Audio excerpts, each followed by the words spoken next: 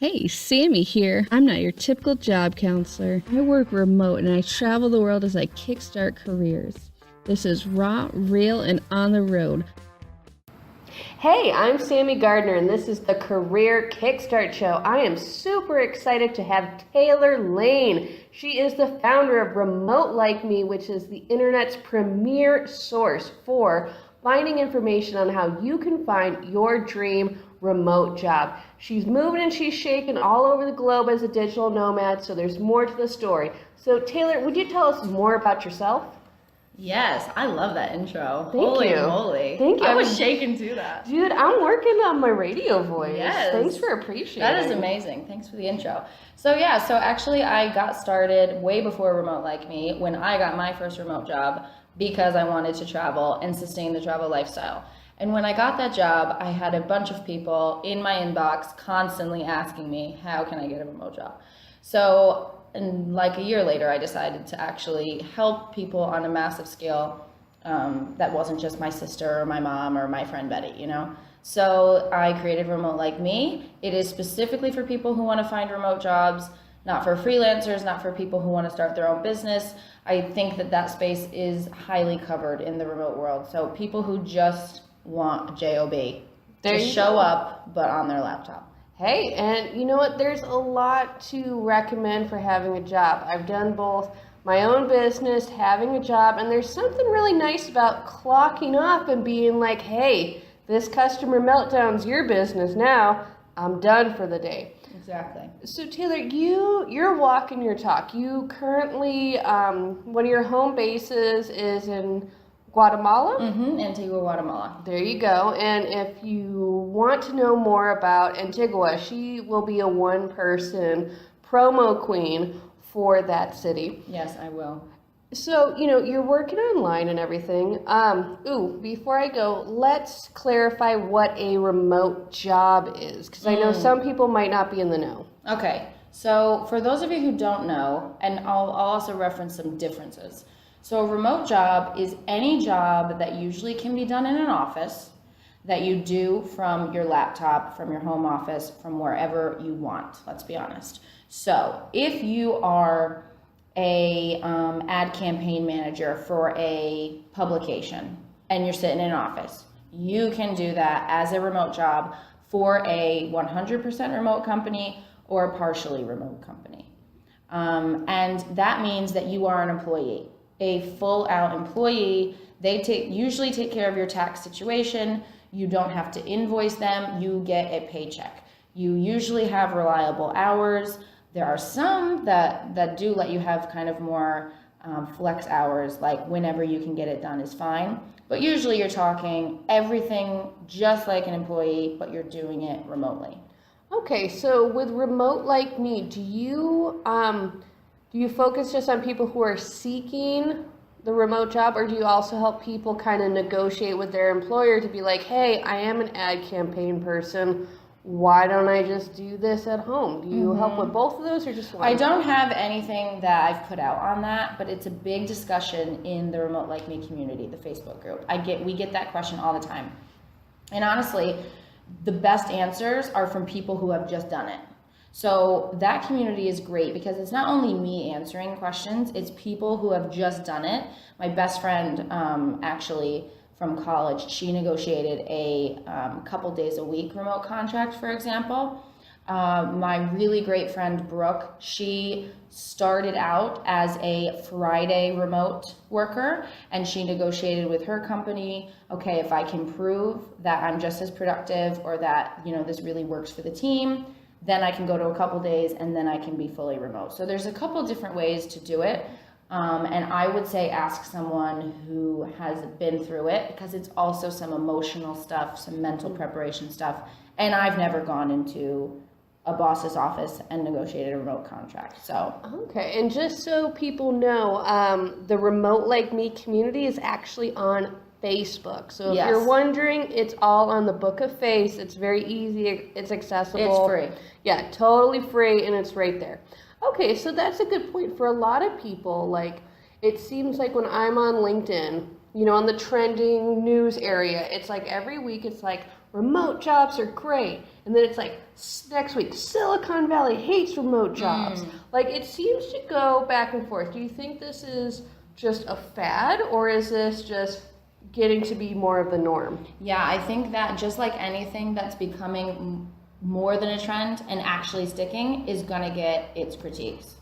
So be prepared to be seeing both sides of the screen here. I think that remote work is definitely going to be something that becomes,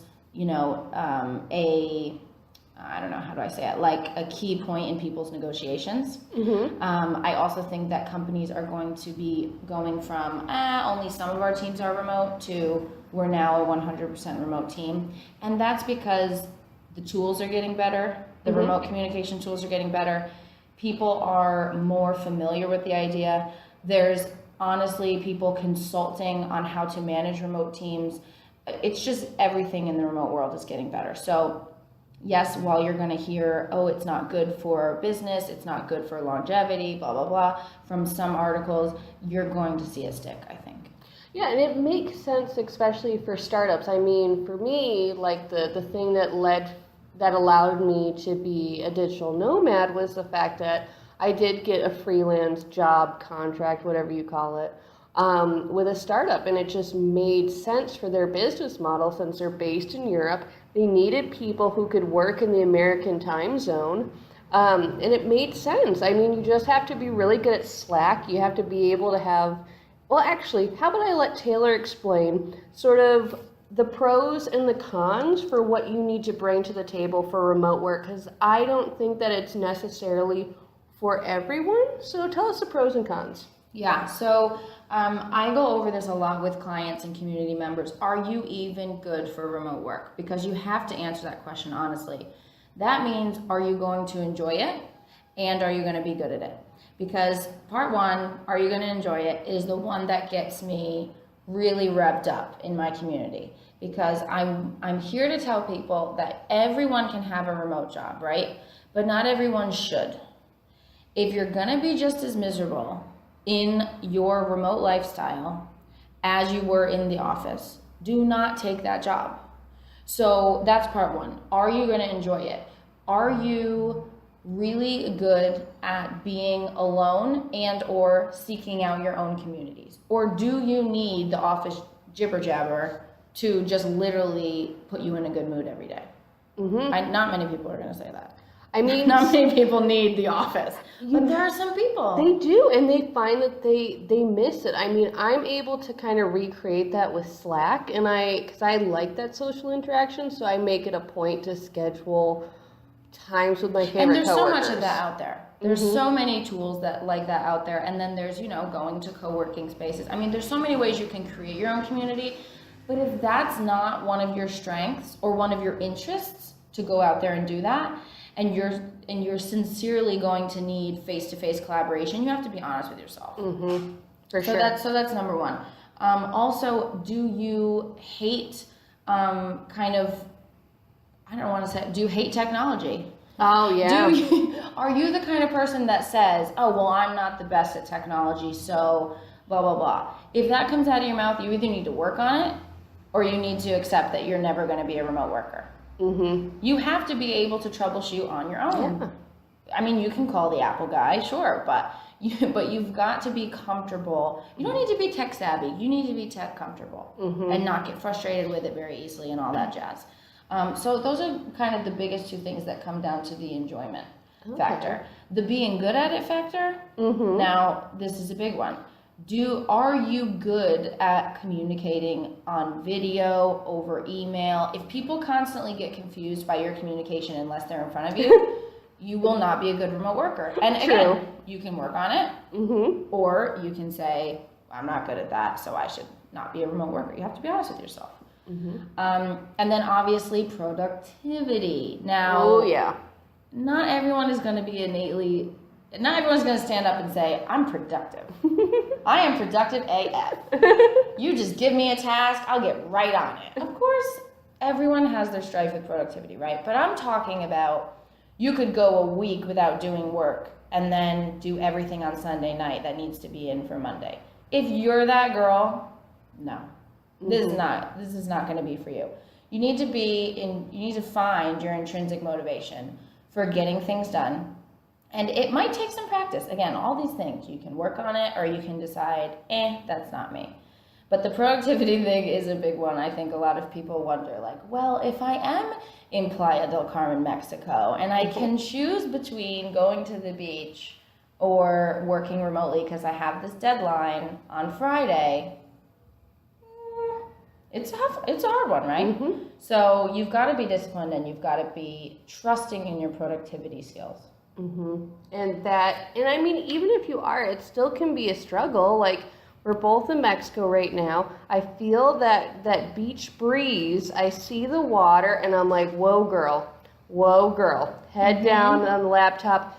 But that can also be an incentive where I find that my ability to finish stuff has increased because my incentive is like, okay, I have this, and this to do.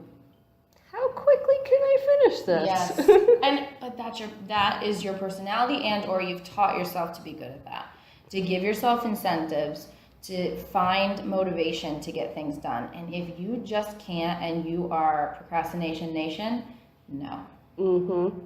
Okay, so we've talked about a lot of because I like to give people some of the realism, because when you're online, you see all those things, we've all gotten that spam email that's like, make $10,000 a week working from home, which is a scam. So I like to do that heavy dose of realism. Yes. But let's talk about the best things about remote work. Woohoo! Bam, the pros. Okay, pros. Honestly, when I first started remote working, I was like, I think I found the fountain of youth. Like, I think I have found it. And I think I was 21 years old. Mm-hmm. And I had quit teaching. Holler to all my teachers out there. It just wasn't for me. I quit teaching second graders and I said, I'm going to travel and I need to find a way to sustain it financially and to keep my career going. Yes, you can, volunteer, woof. What are some of the other things? Like couch surf. You can do that. But I'm a career woman. I am into developing myself and progressing myself, right? And doing something that actually matters on this planet. Mm-hmm. So when I got that job with a tech company in Lithuania, weird. I was in the American time zone in Guatemala, and they needed people to talk to their clients, on that time zone. And so it was perfect for me. And one of the pros that I found right away was that I was like, I had more energy and just oomph left to give in my life. It's the same thing as when you're talking about waiting till Friday. Then you spend all day Saturday doing your favorite things. And by Sunday, you're exhausted and you're scared to go to work on Monday again, right? When you're remote working, it's like just your enjoyment level. I'm sorry, but if you love sitting on the couch, you will love remote working. Like, you don't have to show up anywhere in a certain, work attire. Just that alone made me have more energy when I wasn't working. And so I think, yes, there are a lot of pros for your work life, but there are a lot of pros for how it affects your personal life. And I was volunteering more. I just had enough energy to do the things that I also wanted to do in my life and not just get sucked up and consumed by work. I agree with that. And one thing that for me that I didn't realize had made such a difference for me was reclaiming 2 hours from my day where I would be commuting in traffic, because I am from Arizona, which is spread open country, so even if there's any bit of traffic, I'm going to be stuck on the I-19. And, you try to make fun, you're listening to podcasts, but really you're kind of dying inside in your hot little car box as you get more and more angry. At least it was for me. So recapturing those 2 extra hours, oh my God, and being able to be profesh from the top up and then just yoga be cash on the bottom, oh my God, yes, it was reclaims something inside of you. There are even people out there, I bet, who are listening right now who think about their commute and they wouldn't even know what to do with that time. Like, they're not even aware that 2 hours a day adds up, you know, even over 1 year. And what can you do with that time? Does that mean like staying with your kids a little bit longer in the morning? Or does that mean being able to actually go to happy hour? Because all of us miss happy hour if we're commuting, let's be honest. You don't get in there in time. Well, it's 10 hours from your week at least. Like, that's the average commute time. I even read this thing where they did a survey where having a smaller commute added as much happiness to a person's life as getting like $5,000 extra on their salary for the year. Oh, I'm sure. I'm sure. It's that time. Yep. I mean, it's one of the things that I hear constantly when people come to me and say, Taylor, help me get a remote job, because I would say 4 or 5 times out of 10, I hate my commute. Please help me, because I cannot spend my life commuting anymore. It's such a real thing that people deal with constantly. And it's so true. And that, for me, what I like most about the remote lifestyle is that I don't necessarily need to have a car, which I'm also nomading, so it would be a pain in the butt anyway.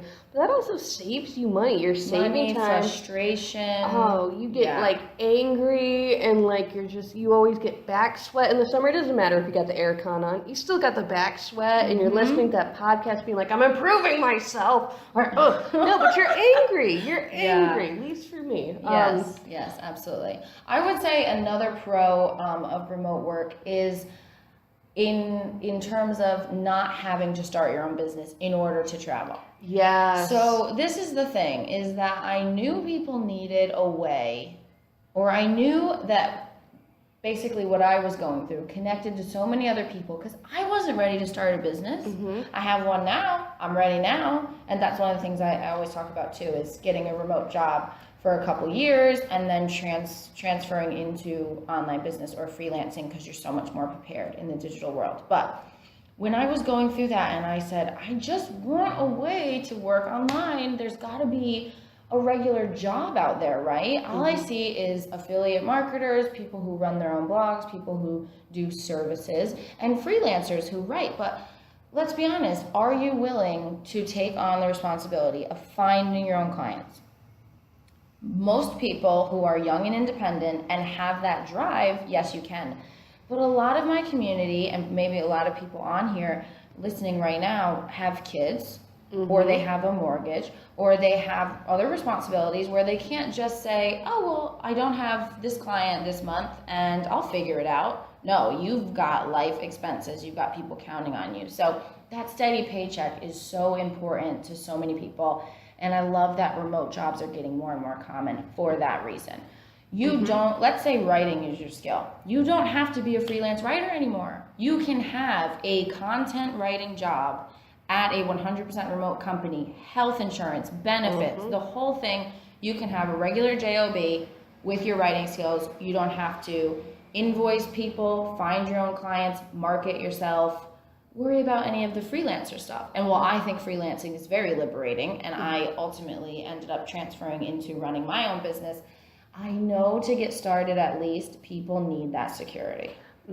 I know for me that I worked sort of the hybrid kind of path. Yes, where you do. It was really nice for me to know, okay, I'm going to have this certain amount of income, and then I can hustle if I want to, or I can just enjoy Prague. I can do either one. And that, for me, was really awesome. But, we've talked about the cons and the pros. How about we talk about what is different about finding a remote job than just a regular location-based job? That's a good one. That's a really good one. So I just want to let everyone know here that this question is so important that you even asked me that, because people don't believe that it would ever be different. Oh, well, it's in an office or it's at my laptop. What could possibly be different? Oh my gosh. Well, okay. I'll give you the short list. How about that? Please do. Okay, so your resume. It needs to be apparent on your resume that you are technologically savvy, you know what looks good online, and that you can send things in a format that I don't know, file sharing, whether you share it with a Google Doc file, a Google Drive file, something like that. It's so much more important that your resume isn't a black and white document in remote work. Mm-hmm. Because the company is looking for someone who knows what the internet is. And they're not going to be printing this. That's the thing. Yes, they're not going to be printing out and going through the stacks, right? They are electronically viewing your profile. That means you can hyperlink things on your resume. You can hyperlink work samples. You can hyperlink your LinkedIn account, which you should. You can hyperlink to your blog and say, find out a little bit more about my personal life and who you'll really be working with every day. Yes. I'll get to that in a second, but you have to take advantage of the person that's looking at this resume being technologically savvy already and looking for those kind of people who are going to have a nicely designed resume, hyperlinked things that they can click on, and just really a nice presentation. It's got to be apparent from the first second you look at that resume, this person knows what they're doing digitally. Mm-hmm. And you mentioned hyperlinking other media. I have this theory that what people don't understand about remote work is that you need to build up very quickly a know, like, and trust factor, because there is a level of trust that a company has to have that they're going to give you money and you're going to do something, which if you're working for Subway or a lawyer or something like that, they already can read your body language. They can read your vibes, Here's the thing that people always forget. With a remote job, you have to humanize the process as much as possible because you're not in front of them. And you're not going to be coming into the office to meet them. You've got to humanize it. You've got to remind them that you are a human, not a robot. And yes, that you can be liked and trusted. So people always, ask, if I'm not a spunky, millennial, do I have a chance of getting a remote job? Because I don't have a blog to hyperlink on my thing. I don't have an Instagram account. I don't say things like kick-ass marketing assistant. I say things like I'm a marketing professional. That's fine. Be yourself. But you have to have an online presence. Who cares if you're going to work at the CVS pharmacy and you go and you pass in your application and you don't have an online presence? They don't care. Remote work is all about the online presence. You have to have it somewhere. It's like your girlfriend's dating and she goes, yeah, I really like this new guy, but he doesn't have a Facebook. I can't find him online anywhere. Is that a red flag? Girl, run the other way. If you cannot find someone, right, online. So it's the same thing. Your employer in a remote situation is looking for someone who has a digital footprint, knows what's up with the internet, and is going to be able to communicate clearly using the interweb, video, writing emails, all of that. So if you have just a LinkedIn account, you need to up your online presence. You need to be somewhere else and include it on your resume. And I would also say we're getting, what I've noticed with like the rise of the gig economy and the sort of brave new job market that we're in, is that everybody should be collecting like their own version of a portfolio. I know we think of portfolios for artists and things like that. No, you should be able to have like samples of whether you're an advertiser, whether you're a lawyer, whether you're a caregiver for children. Like, you're going to need to be able to prove that stuff, because no one is staying in their jobs their whole career. Like, we need to think a little bit more like freelancers and be able to put ourselves out there. And it's totally true that that's very important for remote work. Now, what's another thing that's going to be a little bit different that, I mean, nobody's really taught how to find jobs. That's one of the things that I harp on all the time, that it's not necessarily your fault that you've been confused on job hunting. It's really that you haven't been taught. But what else is there? Okay, so if we're still talking about the job search, yes. There's a lot of new applications out there that are asking for videos. And that is exactly what I've been talking about. The reason why is because they want to humanize the process. Who are they actually going to be working with? Not a resume. They need to know the personality of the person. And again, you need to show that you can communicate without any weird facial expressions or hand movements on video. That's difficult for me.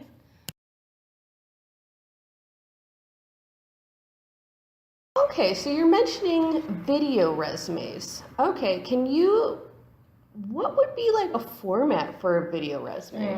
Okay, so I have a blog post on this actually, and it's just 3 easy steps to make a video application. And this can be with a resume, this could be just the video application, or it could be a little something extra that they didn't even mention, but you're putting in there anyway because you want to stand out and you read the vibe of the company. Every single thing I tell people to experiment with in their resume, cover letter, application process is based on how you read the company's vibe. If they say, we don't want any fluff, please do not put anything extra in, please don't send a video.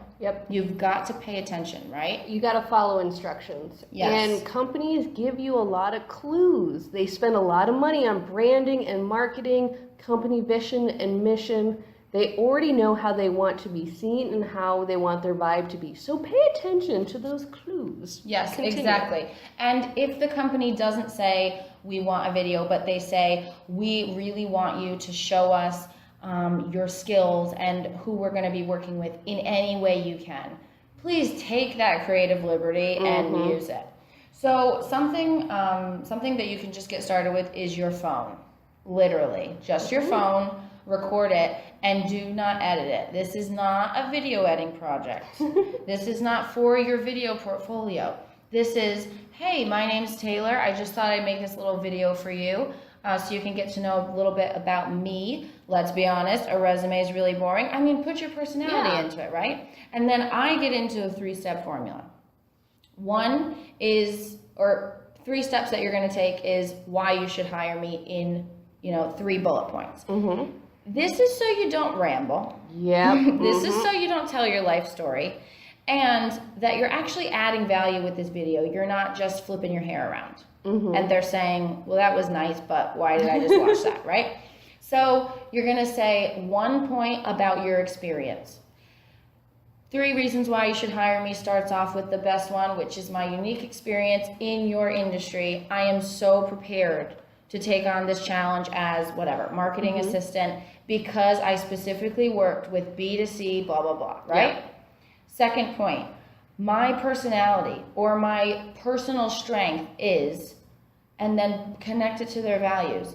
I don't know, transparency. I am so honest, and I saw that one of your values on your website is transparency. I'm going to fit right into the team. And then point 3 is usually what I like to do is something about the company. Why are you crushing on them? Be a fangirl or a fanboy. Totally tell them why you're not just mass applying to all these marketing positions, but why they have your heart. What is it specifically about them that you love? Lay it on them. And then shut your mouth and end the video. I love that. And I would also say that especially when you're applying to startups, keep in mind that most of the time the founder, the co-founder, they're going to be watching your video. And if they want to find people who love their baby as much as they do. So you have to be a fangirl. Nobody wants to, use that little bit of their venture funding to like bring someone new to the team when that person's kind of like, it's a stepping stone. Any marketing job will do. Yeah, nobody. It's just like if you were on Tinder and someone was like, you do. No, you're not going to be flattered at all. You're going to be like, be gone. Next. Yeah. Okay, so Taylor, we've discussed a lot of, the pros, the cons, the differences, how you can stand out. Now, before we close the interview, I want to know, because call me salty, but I have many a pet peeve that I get when it comes to job hunting and just kind of where people go wrong. What is your number 1 pet peeve that you see people do when they are applying to remote work? Okay. Wow. Number 1. I mean, if you need to have a couple more, that's fine. No, okay. Number 1, this is probably going to get you, is people Oh, I have to pick between those two. You can say both. You can say both. Number one, people who apply to all the things. Mm-hmm. You cannot apply to something just because it has the word work at home, virtual, or remote in front of it. Just because you can do it doesn't mean you should. Mm-hmm. You're usually applying to 20 things a week. That's way too much. Your applications suck. You don't get called back on any of them. You get frustrated. You quit right away. Mm-hmm. Or you do get those interviews and you feel like you're in the wrong room. You're like, that doesn't sound like what I want at all. And God forbid if you take that just because it's remote. Mm-hmm. So don't apply to all the things. Get clear on what's your ideal situation. Be flexible on that ideal, but really stick to your guns. Have standards. Don't just grab the low-hanging fruit. That that is a big pet peeve of mine. And a lot of people do it with the best intentions. They just want that remote job, right? But no, this is awfully intentioned. You should not do that. Mm-hmm. No, it's true. If you're not happy in the office, you won't be happy remotely. Except usually when you work at like a crappy office, your home is your oasis. But if your home is your office, where do you go to complain about the office? Exactly. You're going to have to find an office to go complain in. Yeah. And okay, so then the thing that really is a tie for my number one pet peeve is people not applying. And what I mean by that is, let me read this job post that sounds perfect for me. I would really jive with the company. It's a product or a service or a mission that, whoa, I could stand behind. And then you get to the qualification section. Let's say there's 10. Mm-hmm. 1, 2, 3, got it. 4, 5, don't have it. 6, 7, 8, 9, 10, have it. I don't have enough qualifications. Are you kidding me? Ooh, I hate that. I see that so often, especially with my female or minority clients, where they're like, I need to be 120. I'm like, do you know that the most basic dudes are like, I got 40%, throwing in my hat. Exactly. And they can get throwing in my hat. Seriously, just get over that you're not going to feel confident. I don't want to tell anyone on this podcast that you need to fix your confidence issue. I'm not here to do that. Mm-hmm. Let's be real. Are we confidence coaches? No, I'm a strategist, man. Exactly. So what I am going to tell you is get over the fact or get comfortable with the fact that you're never going to, most of us are never going to feel confident in the boots that you're in. You know, you're always going to have at least one point in the job ad where you go, they probably want someone who's better at that than me or who has that experience. And I technically don't even get me started with what technically counts as experience. Did it happen to you? Did you do it? It's called experience. Yes. And the thing is that I have been on both sides of the desk and then I help people. I've been on hiring committees where people are just like, you know what, wouldn't it be useful if someone knew JavaScript? And it's like, that has nothing to do with this administrative position, but it sounds handy. It's like when someone goes to Target and they bring home a bunch of crap because it sounds nice. Yes. And I overheard you talking to one of your clients the other day and saying, you know what, that's great that you volunteered at blah, blah, blah, or that's great that you've done this extra thing. On your resume or in your cover letter, tie it in. What has that helped you do or become that is going to be directly relevant to this company, making an impact here and in this role? Yep. How can you tie it in?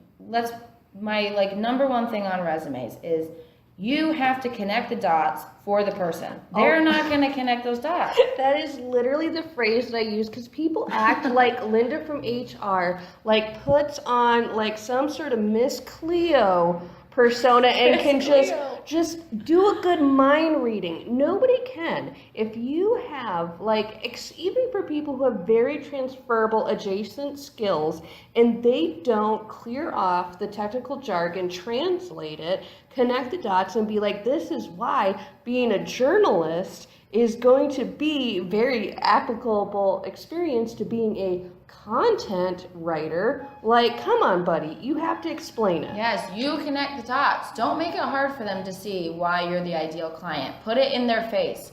I actually recommend bolding certain phrases in your explanations of your job titles and in your skills section that you want the eye to go directly to. How easy is that? Just give a little bit extra oomph and you can direct their eye where you want it. You can take control of the situation.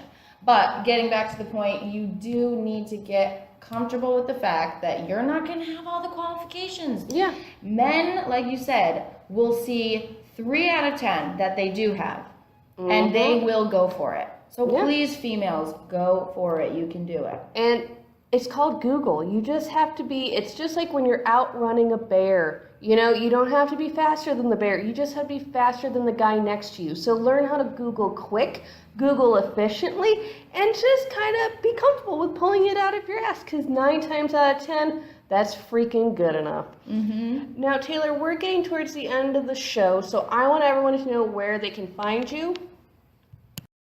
So, Taylor, where can we find you online? Give it a go.